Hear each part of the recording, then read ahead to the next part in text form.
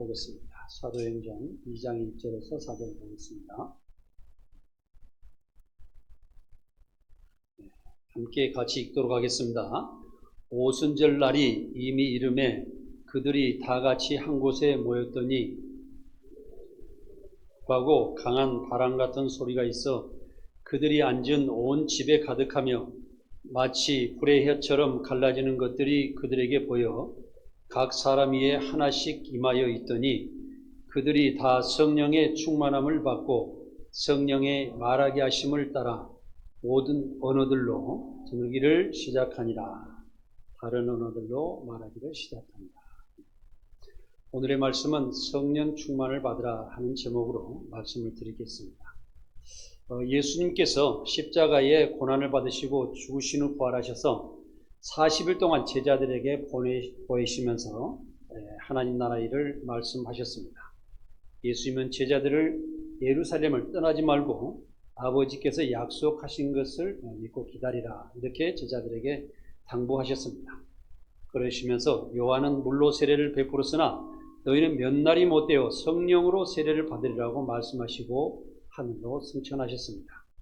세례는 우리가 하나님을 믿고 또한 예수 그리스도를 믿으면서 내가 하나님의 말씀을 따라 살겠으며 어떻게 하나님을 믿고 살아가겠다는 그 약속의 우리의 행위적인 세례와 또 하나님의 말씀을 믿고 우리가 영적으로 우리의 심령 가운데 받아서 내 자신이 온전히 변하여 새로운 삶을 살게 되는 새 생명으로 살게 되는 그런 세례, 두 가지 세례를 우리가 볼 수가 있습니다. 그래서 우리는 과거의 행위적인 세례보다는 영적인 세례를 완전히 받고 살아야 온전한 그리스도인이 될 수가 있는 것입니다. 사도행전 1장 8절에는 오직 성령이 너희에 임하시면 너희가 권능을 받고 예루살렘과 온 유대와 사마리아와 땅끝까지 이르러 내 증인이 되리라 하시니라 하고 기록되어 있습니다. 완전한 그리스도인이 되기 위해서는 성령 충만으로 예수 그리스도의 증인이 되어야 됩니다. 예수 그리스도를 확실하게 증거하고 예수 그리스도께서 우리에게 어떻게 다가오셔서 우리를 어떻게 구원하셨는지 내 삶이 어떤 삶을 살아가야 되는지 세상에서 내가 살아가는 삶이 그리스도를 통하여 어떠한 완전한 미래의 삶이 열리는지 또한 진리 가운데 완전한 자유를 누리면서 살아갈 수 있고 세상을 초월하여서 새 생명으로 살아갈 수 있는지 이것을 확실하게 우리는 알아야 완전한 성도가 될 수가 있는 것입니다. 제자들은 예수님의 약속을 믿고 마가다락방에서 모여 힘써 기도하면서 성령의 임하시기를 기다렸습니다. 그러던 어느 날 홀연히 하늘로부터 급하고 강한 바람 같은 소리가 있어서 그들이 앉은 온 집에 가득하였으며 마치 불의 혀처럼 갈라지는 것들이 그 모인 성도들에게 모든 각 사람 위에 하나씩 임하였다고 했습니다. 사랑하는 성도들, 우리는 교회 여기에서 같이 예배 드리더라도 여러분들께서 똑같은 하나님의 말씀을 듣고 있더라도 여러분들의 성령이 똑같이 임하고 똑같은 믿음으로 발전할 수가 없습니다. 이 시간 예배를 드리면서 딴 생각하는 사람들도 있을 것이고 정말 내가 이 말씀을 듣고 꼭 이 말씀대로 살아야 되겠다고 하고 다짐하고 길을 쫑긋이 세우면서 들은 사람도 있을 것입니다. 그래서 여기에서도 성령이 임할 때 각 사람에게 하나씩 임하였다고 그랬습니다. 그래서 우리는 하나님께 다가갈 줄 알아야 됩니다. 하나님 앞에 나아가면서 하나님께서 나에게 역사해 주시기를 기다려야 된다는 뜻입니다. 마가다락방에 모인 120명의 성도는 모든 성령 충만을 받고 방언으로 말하기를 시작했다고 했습니다. 각 사람에게 임하였지만은 한 마음과 한 뜻으로 간절히 기도했다는 사실입니다.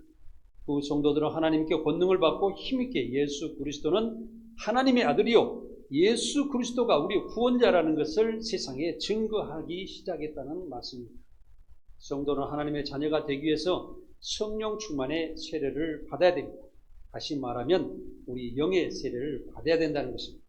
그렇게 되면은 내 뜻대로 살아가는 것이 아니라 하나님께서 나를 인도하시고 우리 예수 그리스도 영이 우리가 세상 끝날까지 나와 함께 하심으로 인해서 내가 정말 세상에 한 단계 높은 삶을 살아가며 세상을 정복하고 지배하며 세상을 다스리는 삶을 살아가게 될 수 있는 것입니다. 요한복음 1장 12절에서 13절을 함께 같이 읽도록 하겠습니다. 영접하는 자, 곧 그 이름을 믿는 자들에게는 하나님의 자녀가 되는 권세를 주셨으니 이는 혈통으로나 육정으로나 사람의 뜻으로 나지 아니하고 오직 하나님께로부터 난 자들이니라. 아멘. 이 말씀은 예수 그리스도를 믿고 성령 세례를 받은 자들에게 말씀을 하시는 것입니다. 예수께서 우리를 구원하시려고 이 땅에 오신 것을 믿으며 영접하는 사람에게는 하나님의 자녀가 되는 권세가 있고 또 백성이 되는 그런 일들이 일어나게 됩니다. 그러면 하나님의 자녀가 되고 백성이 된다고 그러면 하나님께서 그 자녀와 백성에게 먹을 것을 다 공급해 주시고 행해야 되는 일들과 또한 모든 미래의 삶과 모든 것을 주장하여 주신다는 사실을 우리는 알아야 됩니다. 성령을 받으면 성령께서 친히 우리가 하나님의 자녀인 것을 증명해 주신 것입니다. 이런 사람들에게는 항상 진리 말씀 안에서 진실하고 의롭게 살아가게 됩니다. 또한 사람들을 용서하고 또한 섬기며 사랑하면서 모든 사람들이 나와 한 몸으로 함께 돼서 정말 서로 아름다운 삶을 열어가게 되는 것입니다. 개인의 욕심의 삶보다는 항상 공의로운 삶으로 모든 사람이 잘 되는 그런 사람을 머릿속에 항상 두고 살아간다는 것입니다. 교회 와서는 우리 교회 모든 성도들을 걱정하며 우리 성도들 한 사람 한 사람이 주 안에서 잘 살아가기를 원하면서 기도합니다. 이 나라를 생각할 때는 나라가 어떻게 돼야 잘 될지 늘 걱정하면서 기도합니다. 가정에서는 내 자신의 욕심보다는 가족을 위해서 내가 사회에 나가서 사회생활할 때는 그 사회가 잘 되도록 직장이 잘 되도록 기도하는 그런 모습으로 됩니다. 그렇게 되는 사람들이 많은 사람들이 출세하면서 성공하는 걸 볼 수가 있습니다. 그것은 우리 기독교인들이 지금 한국에 실질적으로 하나님을 믿는 사람들은 10%가 잠깐 넘는다고. 우리가 많이 이 신앙생활을 했을 때는 거의 25%, 30% 가까이도 올라갔지만 지금은 신앙생활을 하는 사람들이 많이 줄어들어가고 있습니다. 그러나 우리나라의 고급 공무원들이나 또한 국가 장성들이나 또한 출세하는 사람들 보면 한 40%가 넘게끔 그래도 그리스도인들이 많다는 것입니다. 그것은 뭐냐면 항상 하나님의 말씀을 따라서 공의로운 삶을 살아가고 있기 때문에 사회에서 인정을 받고 출세를 하게 되는 것입니다. 그래서 우리는 내가 하나님을 믿고 또한 공의로운 삶을 살아갈 때 내가 좀 손해보는 것 같고 또 착하고 의롭게 살아가면서 좀 손해를 보는 것 같지만 우리는 믿고 끝까지 하나님 믿고 살아가면서 선한 모든 것을 완성해야 되는 것입니다. 로마서 8장 9절을 함께 읽겠습니다. 만일 너희가 속에 하나님의 영이 거하시면 너희가 육신에 있지 아니하고 영에 있나니 누구든지 그리스도의 영이 없으면 그리스도의 사람이 아닙니다. 아멘. 하나님의 진리의 말씀으로 영의 사람이 되고 성령을 받아 주님의 제자가 된다는 것입니다. 그래서 우리가 하나님의 영을 받지 않으면 확실한 주님의 제자가 되지 않습니다. 다시 말씀드리면 제가 여러 번 말씀드리지만 성경도 읽을 때 그냥 읽고 깨달으려고 그러면 세상 지식과 같은 것입니다. 그러나 우리 주 예수 그리스도의 십자가의 보혈의 피로 통하여 우리를 구원하신 그 은혜 가운데 하나님의 말씀 안에 들어가서 그 말씀을 읽게 되면 그 말씀이 꿀송이와 같고 그 말씀이 내 안에 새겨지며 내가 이 말씀대로 살아가면서 살아가는 것이 참 삶이라는 것을 알게 해준다는 사실입니다. 그러므로 성도는 성령 충만을 받아야 됩니다. 이것이 주님이 원하시는 뜻입니다. 부활하신 주님은 제자들에게 성령을 받으라고 말씀하셨습니다. 성령을 받으려면 말씀을 쉬지 않고 계속 읽으십시오. 간절히 원하는 마음으로 읽으십시오. 그리고 마가다락방에서 성도들이 간절히 원하며 기도했던 것처럼 우리도 기도를 간절히 하십시오. 기도를 못한다고 또한 이렇게 많은 사람들이 그렇게 하는 경우가 있습니다. 기도가 뭡니까? 하나님께 나아가며 하나님과 대화하며 하나님 뜻이 무엇인지 하나님께서 나에게 간절히 오셔서 역사하시길 간절히 바라면서 그 진실하고 모든 것을 내려놓는 상태에서 하나님께 나아가며 기도하는 것이 아니겠습니까? 성령은 간절히 원하며 준비된 성도들에게 임하시는 것입니다. 마가다락방의 성도들은 간절히 기도하면서 하나님께 우리의 성령을 주시기를 원했기 때문에 성령 충만을 받았다는 사실을 알아야 됩니다. 오늘 첫 번째로 성령은 우리의 죄에서 해방시켜 주십니다. 로마서 8장 1절에서 2절을 함께 읽겠습니다. 그러므로 이제 그리스도 예수 안에 있는 자에게는 결코 정죄함이 없나니 이는 그리스도 예수 안에 있는 성령의 생명의 법이 죄와 사망의 법에서 너를 해방하였습니다. 아멘. 우리 주 예수 그리스도 영 성령께서는 우리를 죄에서 구원하시고 어둠에서 빛으로 인도해 놓으셔서 어둠에 묶여서 갈 길을 못 찾아 헤매는 사람들에게 밝히 비치는 이렇게 밝은 빛, 햇빛 가운데 나와서 우리는 자유롭게 환히 보고 살 수 있도록 하신다는 그런 사실입니다. 우리는 예수님을 믿기 전에는 허물과 죄로 죽어있던 사람들입니다. 육체의 욕심으로 살며 죄악 중에서도 죄의식을 느끼지 못하며 살았습니다. 그 이유는 그리스도의 영이 없었기 때문에 그렇습니다. 그러나 예수를 믿고 성령 받고 죄를 회개하고 그리스도의 사람이 되면 죄에서 해방을 받는 것입니다. 진리 안에서 자유롭게 살게 되는 것입니다. 우리가 성령을 받지 않고는 그리스도의 사람이 될 수 없으며 죄에서 해방을 받을 수 없다는 사실을 우리는 꼭 기억하고 살아야 됩니다. 이런 사람들은 교회를 다니지만은 자꾸 부부간에 다투고 서로 다른 사람이 잘못했을 때 용서할 줄 모르고 양보하지 않으면서 자꾸 분쟁이 일어나는 것입니다. 이것은 사탄이 좋아하는 것입니다. 왜 우리가 하나님을 믿으면서 왜 하나님께서 원하시는 일을 우리 주님께서 원하시는 일이지 않고 사탄이 원하는 일을 우리는 하면서 살아야 될까요? 우리는 살아가면서 정말 기도하면서 내 자신이 어떤 삶을 살아가고 있는지 간절히 기도하며 하나님께서 원하시는 일, 우리 주님께서 왜 십자가에 못 박혀 죽으시면서 정말 우리 죄 때문에 십자가에 못 박혀 죽으셨는지 다시 한번 깊이 생각해 봐야 된다는 거죠. 우리 하나님은 성령을 통하여 우리의 죄를 깨닫게 하십니다. 다윗은 범죄한 후에 하나님께 기도하기를 주여 내게서 성령을 거두시 마시옵소서 하고 간절히 기도했습니다. 죄를 지었는데 정말 하나님께 죄송한데 내가 잘못한 건 너무너무 큰 죄를 지었는데 그래도 하나님이 성령을 거두지 마시고 나를 붙잡고 나를 회개하고 다시 하나님의 자식으로 인정하여 주셔서 나를 인도하시고 도와주시옵소서 복을 주시옵소서 기도했다는 사실입니다. 성령은 우리를 죄에서 자유하게 하십니다. 이왕에 예수님을 믿었다면 꼭 성령을 받고 우리는 정말 죄에서 벗어나 하나님의 자유로운 세상에서 하나님 나라에서 참 평안과 기쁨으로 살아가야 됩니다. 두 번째로 성령은 우리를 가르치시고 인도해 주십니다. 성령께서는 하나님의 진리의 말씀을 깨닫게 하시고 가르치시고 인격적으로 인도하여 주시는 것입니다. 또한 우리를 교육하여 주셔서 새롭게 변화되게 하시는 것입니다. 인간은 의지와 감정과 지성을 가지고 있습니다. 성령이 인간을 깨닫게 하시고 가르치심으로 거듭나게 하시고 새로운 피조물로 우리를 거듭나게 하신다는 사실입니다. 결과적으로 육적인 인간에서 영적인 인간으로 되어서 세상적인 육적인 욕심 가운데 살아가는 것이 아니라 하나님 나라의 공의로운 세계를 바라보며 그 공의 안에서 모두 함께 감사와 기쁨으로 살아가는 그것을 추구하며 살아가는 사람으로 바뀐다는 사실입니다. 우리를 새 사람이 되게 하셔서 그리스도의 모습으로 닮아가게 하십니다. 요한복음 14장 26절을 함께 같이 읽겠습니다. 보혜사 곧 아버지께서 내 이름으로 보내실 성령 그가 너희에게 모든 것을 가르치시고 내가 너희에게 말한 모든 것을 생각나게 하시리라. 우리의 영원한 스승이 되시는 하나님은 예수의 영이신 성령을 우리에게 보내주셔서 성도들의 모든 삶을 가르치시고 생각나게 하신다는 사실입니다.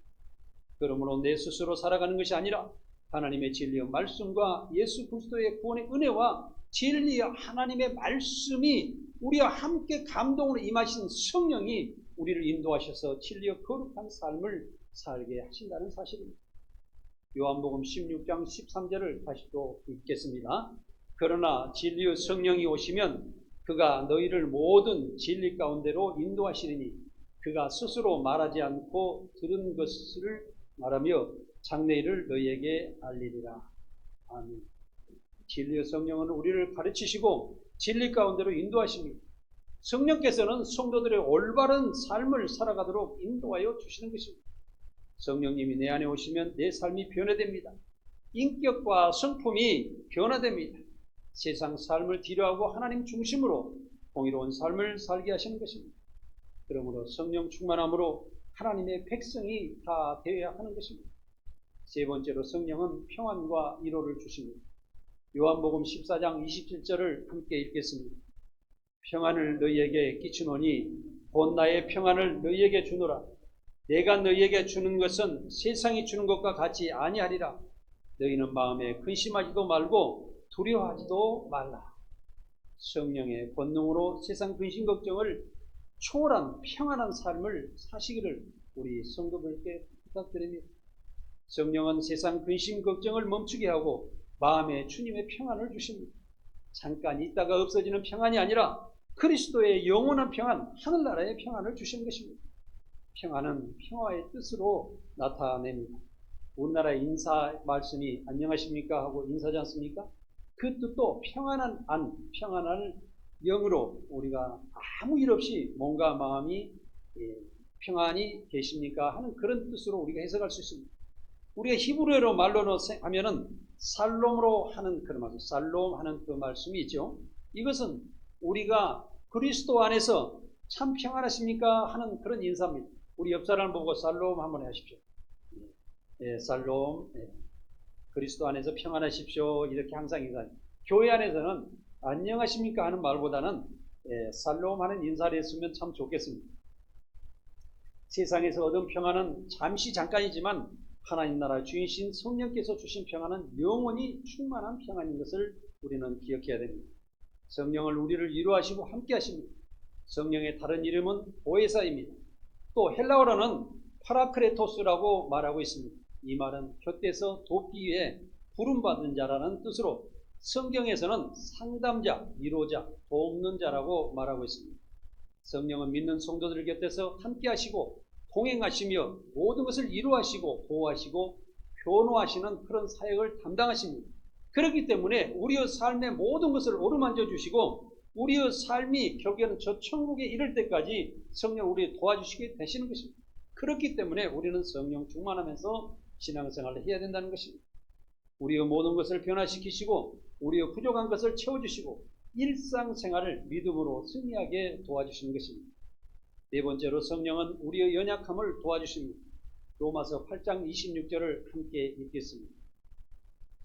이와 같이 성령도 우리의 연약함을 도우시나니 우리는 마땅히 기도할 바를 알지 못하나 오직 성령이 말할 수 없는 탄식으로 우리를 위하여 친히 간구하시느니라.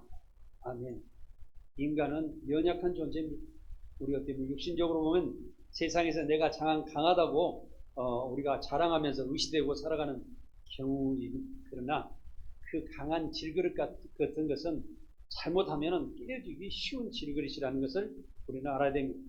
그러나 성령을 받으면 우리의 연약함을 도와주셔서 우리를 완전한 인간으로 살아가게 우리를 도와주십니다. 우리는 성령의 감화와 충만 없이는 완전한 신앙생활을 할 수가 없습니다. 성령은 우리의 마음의 생각과 계획하는 일을 하나님의 뜻에 따라 지도하시는 것입니다. 인간적으로 세상적으로 살아가는 방법을 지도하시는 것이 아니라 우리가 욕심 가운데 살아가는 그런 것을 지도하는 것이 아니라 정말로 하나님께서 이 땅을 창조하신 그 모습대로 세상이 경영되고 운영되기를 위하시는 그 뜻으로 하나님께서 우리를 지도해 주신다는 사실입니다. 로마서 8장 27절에서 또한 28절을 함께 읽겠습니다. 마음을 살피시는 이가 성령의 생각을 아시나니 이는 성령이 하나님의 뜻대로 성도를 위하여 간구하십니다. 우리가 알거니와 하나님을 사랑하는 자 곧 그의 뜻대로 부르심을 입은 자들에게는 모든 것이 합력하여 선을 이루느니라. 아멘. 사람은 하나님의 뜻을 잘 알지 못합니다. 그러나 성령께서는 하나님의 깊은 곳까지 통달하신다고 하셨습니다. 그러므로 우리는 성령을 받으면 하나님의 뜻대로 하나님께서 원하시는 대로 살아갈 수가 있는 것입니다. 우리의 잘못된 부분을 바로잡아 주시고 앞을 보지 못하는 맹인과 같은 우리를 진리 안으로 인도해 주셔서 올바로 보고 올바로 살아갈 수 있도록 인도해 주신다는 사실입니다. 우리는 신앙생활하며 선한 삶을 추구하는 삶을 살아가는 것이 사실입니다. 그러나 육신을 가진 우리는 죄를 범하며 사는고 나약하고 연약한 삶을 살아갈 수밖에 없습니다. 그래서 우리는 늘 선과 악이 싸우는 가운데 성령이 도우시는 믿음으로 악을 이겨내야 합니다. 다섯 번째로 성령은 권능을 주시며 그리스도의 증인이 되게 하십니다. 성령이 임하시면 권능을 받고 예수 그리스도의 증인이 됩니다. 아가다락방의 사도들은 성령을 받고 예수 그리스도를 메시아로 믿으며 부활의 예수님을 증거하게 되었습니다. 바울은 십자가의 도가 사람들을 구원하는 능력이라고 정했습니다. 그래서 하나님께서는 바울을 세우셔서 그들을 깨닫게 하시고 십자가의 구원을 이방인에게 전하는 사도로 삼으셨던 것입니다. 그의 사명은 결국적으로 온 세계를 뒤바꿀 수 있는, 온 세계가 하나님의 백성으로 나아갈 수 있는 길을 열어줬던 사실입니다. 복음 전파는 예수님의 지상의 명령입니다. 마태복음 28장 19절에서 20절을 함께 읽도록 하겠습니다. 그러므로 너희는 가서 모든 민족을 제자로 삼아 아버지와 아들과 성령의 이름으로 세례를 베풀고 내가 너희에게 분부한 모든 것을 가르쳐 지키게 하라. 볼지어다 내가 세상 끝날까지 너희와 항상 함께 있으리라 하시니라. 아멘. 예수님은 그리스도의 제자진 성도들에게 전도의 사명을 주셨습니다. 예수님의 명령은 복음을 전하기 위해 먼저 가라고 명령하십니다. 나아가라. 너희가 세상으로 나아가라 하고 명령하신 것입니다. 이 말씀은 능동적인 자세로 복음을 들고 세상으로 나아가라는 말씀입니다. 두 번째로 제자를 삼으라고 하셨습니다. 이 말씀은 복음을 전하여 죽어 있는 생명을 구원하라는 말씀인 것입니다. 세 번째로 세례를 주라고 하셨습니다. 이 말씀은 복음을 받은 사람들을 회개시키고 세례를 주어 교회로 인도하여서 하나님의 백성들과 평안과 기쁨으로 살아가게 하라는 것입니다. 네 번째로 가르치라는 말씀입니다. 이 말씀을 복음을 받아들인 사람을 제자를 삼아서 성숙한 성도가 되게 해서 하늘나라로 나아갈 수 있는 길을 열어주라고 하시는 말씀입니다. 사랑하는 성도 여러분, 성령을 받고 과감하게 복음을 향해 나아가시는 모든 성도 여러분들이 다 되시기를 원합니다. 그리고 믿는 사람을 제자 삼아 계속 성경 말씀을 교육하고 세례도 주고 하나님의 자녀로 양육하는 일이 계속 일어나기를 간절히 원합니다. 그러나 많은 성도가 성령 받고도 자신이 해야 할 일을 하지 못하고 있는 것이 사실입니다. 이것은 오늘날에 많은 목사님들이 각 교단을 만들면서 자꾸 목사님 중심으로 이런 제도를 많이 만들어 놓은 것을 볼 수가 있습니다. 교단에서는 하나님의 말씀을 어기고 오직 목사님들만 축도하고 세례를 주도록 정해 놓았습니다. 목사님들이 성령 세례를 받든지 성도들이 성령 세례를 받든지 그것은 똑같은 과정으로 그들이 나아가 하나님의 백성을 인도할 수가 있어야 됩니다. 교회 머리 대신 예수님을 뒤로하고 목사님들만 교회 대표로 하도록 하고 있습니다. 목사님들은 고신도를 하고 성경에 있지도 없는 성도들 평신도를 하고 폄하하면서 하나님 말씀을 어기고 성령 받은 성도들의 신앙생 활동을 제한하고 있는 것이 오늘날의 교회입니다.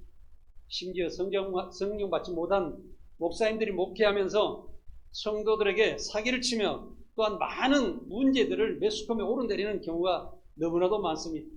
사랑하는 성도 여러분, 목사님들을 비판하고자 하는 것입니다. 옳은 것을 비판하고자 하는 것이 아닙니다. 옳은 것을 이야기하시는 것입니다.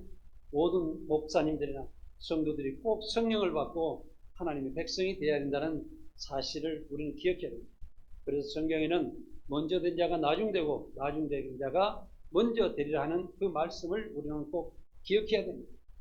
우리 교회도 왜 목사님이 운영하지 않느냐는 그런 말씀도 들었습니다. 또 제가 교회 대표라고 하는 그런 말씀도 들었습니다. 그러나 이 김현식 장로는 교회 대표도 아닙니다. 오직 저는 교회 봉사자요, 교회 섬기는 자요, 하나님의 청지기인 교회 임시의 관리자라는 것입니다.